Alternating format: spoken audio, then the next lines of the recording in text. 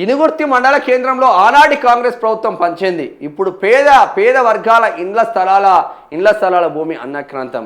నేటి కాంగ్రెస్ ప్రభుత్వం ఇందిరమ్మ ఇండ్లు నిర్మించాలి, బాధిత కుటుంబాలకు న్యాయం జరగాలి. మహాత్మా జనతాధికారి సమితి అధ్యక్షులు చాపర్తి కుమార్ ఘాట్గే డిమాండ్ చేసి 1992లో ఉమ్మడి ఆంధ్రప్రదేశ్ 1995 మొత్తం చూద్దాం. ఇది వార్త.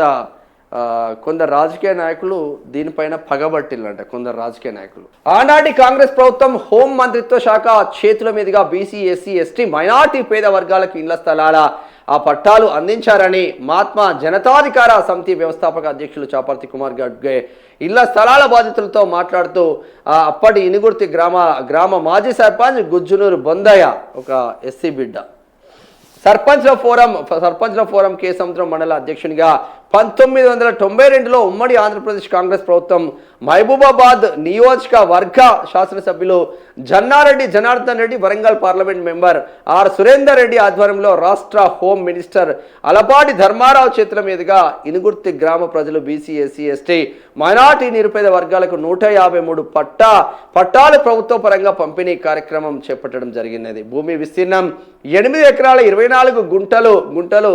రైతు పేరు గంజి కిష్టయ్య, రామయ్య, దర్గా దమ్మయ్య గార్ల పేర్ల మీదుగా వ్యవసాయ పట్టా భూమిని చింతకుంట చంద్రవజన్ హన్మకొండ వాస్తవ్యులు కొనుక్కొని కొంతకాలం వ్యవసాయం చేయడం జరిగింది. 8 ఎకరాల 24 గుంటల భూమిని అప్పటి గ్రామ సర్పంచ్ గుజ్జునూరు బొందయ్యకు 50 రూపాయల స్టాంపు పేపర్ మీద చింతకుంట చంద్రవదన్ దానం చేశారు. ఈ భూమిని పేద వర్గాలు, ఇండ్లు లేని గ్రామ నిరుపేదలు, బీసీ, ఎస్సీ, ఎస్టీ, మైనార్టీ వర్గాలకు పట్టాలు చేసి రాష్ట్ర ప్రభుత్వం అప్పటి హోంశాఖ అలపాటి ధర్మారావు చేతుల మీదుగా వరంగల్ పార్లమెంట్ సభ్యులు